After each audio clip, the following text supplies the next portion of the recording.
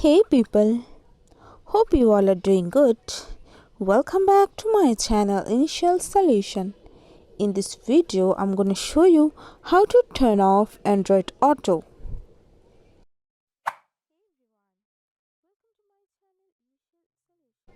First of all, go for your settings app, then search in the search bar Android Auto. Here it is. Go for Android Auto. Then tap on here previously connected cars. Tap on three dot option here and you can tap on forgot all cars and you can turn off this Android Auto.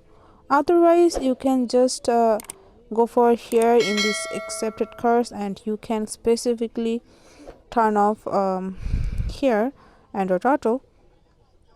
I don't have any connected cars here, so I don't want to or I don't need to turn off it. So yeah, that's it. This is how you can turn off Android Auto. If you found this video helpful guys, then please like, comment and share. Subscribe to our channel and don't forget to hit the bell icon for more videos. Thank you.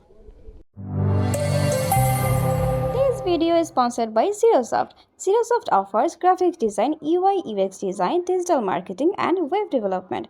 Elevate your brand with Zerosoft today. For more details, check the description box.